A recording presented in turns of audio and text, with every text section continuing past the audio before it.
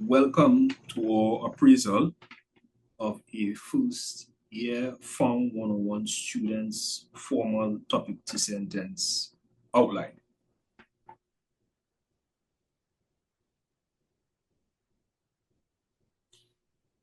My name is Kelby James and I will be your host for this evening, along with my group members, Dianeri Herrera, Melissa Lewis Forbes, and Danelle Burgess.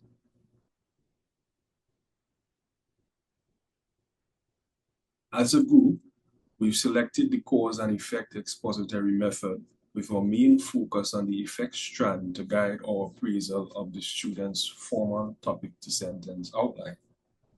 Our presentation will be in the form of an interview where our host, me, Kelby James, along with the members I described, will speak on topics such as justification and recommendations, among others.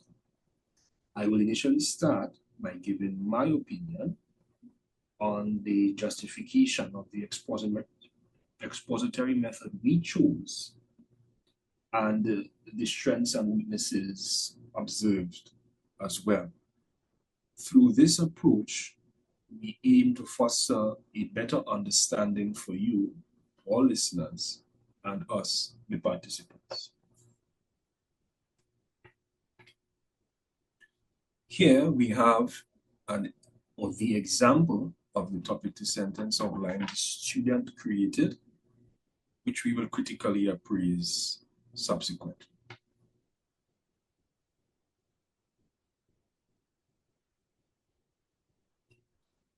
The cause and effect expository method was chosen to guide our appraisal of the student's formal topic to sentence outline, specifically the effect strand of the method. The primary objective of this method is to provide the reader with a tool for tracing or analyzing the results from a specified event. This method was found appropriate as the student's topic to sentence outline incorporated the language of the effect strand of the expository method. Specifically, the words used such as effect and outcome, which are particularly associated with the effect aspect of the expository method, suggest that this method is required.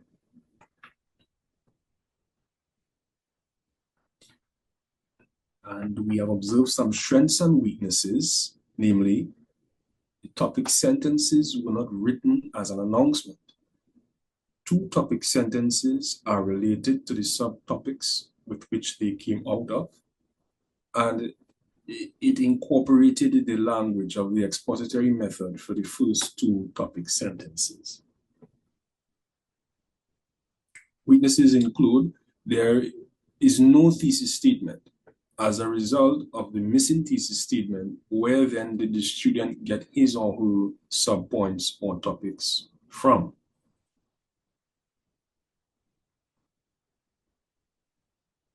Additional weaknesses are the first topic sentence in the student's topic to sentence outline does not correlate to the subpoint with which it should be assigned to in the same row.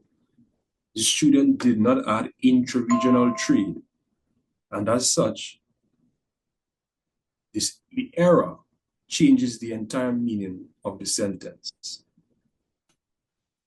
Also, the narrow topic is weak as it does not zero in on the topic to be discussed. The last topic sentence in the student's topic to sentence outline is off topic, as the student gave examples of the subtopic within the sentence, and this weakens the body paragraph resultantly. Also, the student did not specify which country or government within Africa he or she wishes to focus on.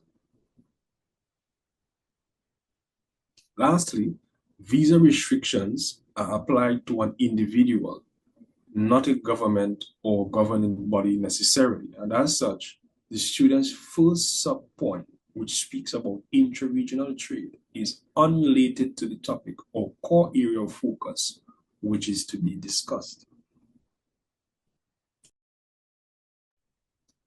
At this point, I'll invite Dianyari Herrera to give us her points, give us her views on what she thinks the recommendation should be for revising the topic to sentence outline as a whole.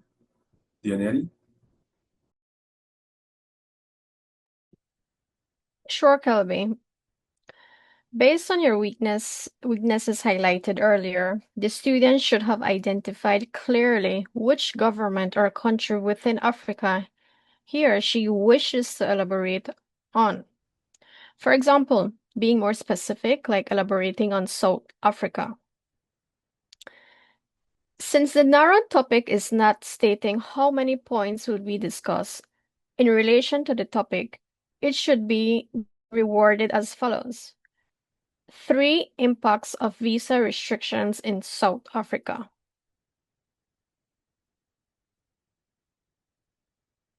In regards to the third topic to sentence, as you mentioned, being a weakness, indeed, it is giving too much information by providing an example. The topic to sentence should only serve as a layout for the body paragraph. Of course, examples or evidence can be used in the body paragraph following the TEAS format. It is also observed that it has the term caused, which is not an appropriate language used because the expository method used is cause and effect, with the strand being effect.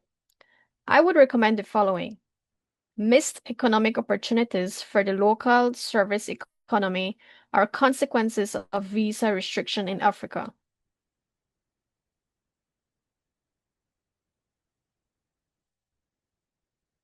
Moving along, the first and third subpoints or topics begin with missed economic opportunities, making it too repetitive. Since the first subpoint is the only point that does not make a direct emphasis or relevance with the main topic pertaining with the visa restrictions in South Africa, it is recommended to use another topic which is more coherent to the main topic and have a better flow. Hence, it would be changed to the following. This subtopic would read as limited access to educational and professional opportunities. And the topic to sentence should read as one effect of visa restrictions in South Africa is the limited access to educational and professional opportunities. Therefore, the thesis statement will read as follows. 3 impacts of visa restriction in South Africa are the limited access to educational and professional opportunities, reduction of income to the tourism sector, and missed economic opportunities for the local service economy. Thank you so much, Dianyari, for those recommendations, those important recommendations in revising that outline. And at this stage, I'll hand you over now to Melissa, who will give us some pointers. What pointers do you think, Melissa, we could get with regards to suggestions regarding content should the student choose to write an introductory paragraph for this topic to sentence outline? Melissa? Hey y'all. All right, so I have 4 pointers here in which the student could use in case he or she decides on having an introductory paragraph.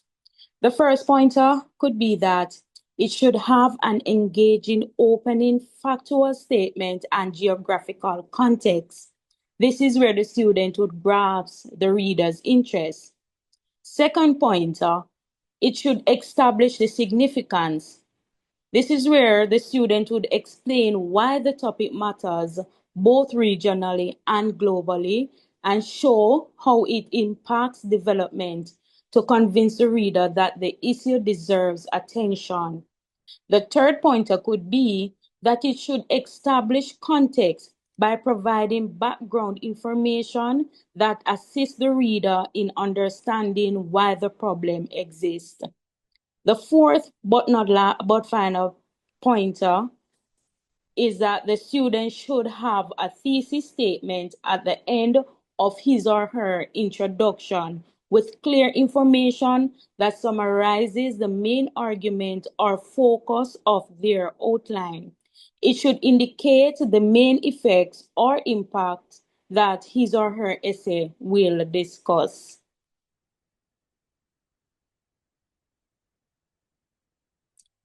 Now, should the student write an introductory paragraph? It could read as follows. According to Rothberg, South Africa is a country with rich diversity and a growing population. However, there have been many challenges rippling the continent's full economic and social potential. One main challenge is that of visa restrictions, which limits the movement of persons and opportunities across borders. Visa restriction policies hinder collaboration and mobility. These limitations affect not only individuals seeking education or employment, but also key industries that rely solely on travel and exchange. Three impacts of visa restrictions in South Africa are the limited access to educational and professional opportunities, reduction of income to the tourism sector, and the missed economic opportunities for the local service economy. This would sound wonderful just in case the student decide that he or she would write an introductory paragraph, and I would suggest that they do. Now, Kelby, back over to you. Thank you so much, Melissa, for that. And at this stage, I'll hand you back to Dineri, who would give us an explanation of T's and how can T's, Dineri, how do you think T's can be applied to develop the body paragraph for topic sentence 2 of the student's topic to sentence outline? Dineri? Sure, Kelby. Tease is a method used to structure a paragraph. It helps to organize ideas in each paragraph of an essay. The student can use this method as a guide. For instance, in topic to sentence 2, T means topic sentence, stating one effect of the subject or issue. For example, reduction of income to the tourism sector is an outcome of visa restrictions in South Africa. This will be the main idea of the paragraph. E stands for explanation. Explain or elaborate on topic. How reduction of income to the tourism sector is an outcome of visa restrictions in South Africa. The other E stands for examples. Giving confirmation by providing an example on how reduction of income to the tourism sector is an outcome of visa restrictions in South Africa.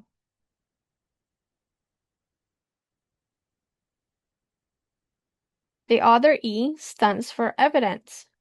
Providing evidence or supporting details on how reduction of income to the tourism sector is an outcome of visa restrictions in South Africa. Proving your claim by using in-text citation references as to how the effect is linked to the subject. And finally, S stands for summary sentence, briefly summarizing the main points of the paragraph, expressing significance of the link between how reduction of income to the tourism sector is an outcome of visa restrictions in South Africa. Thank you so much, Dineri, for your contribution on T's and how it can be applied to develop the body paragraph for topic sentence 2. At this stage, finally, we will ask Danelle to give us his suggestions for developing a conclusion for this topic to sentence outline. Danelle? Thank you, James. This will be my 5 suggestions for developing the conclusion. In the event the student had to write a concluding paragraph, these would be our suggestions. Keep a formal tone and keep the conclusion tight and professional. In the concluding paragraph, you must summarize the main points of the topic sentences from the main body paragraph. An effective conclusion should ideally reinforce your leading idea, giving the readers a brief reminder and further understanding of your paper. Your concluding paragraph should not leave readers confused. It is essential to not include new information. Finally, your conclusion must bring your paper to an end.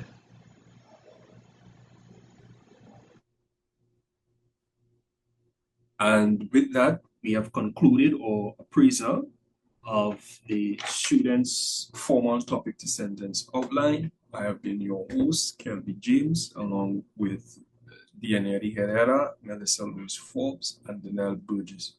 Do have a wonderful day. And thank you for your time.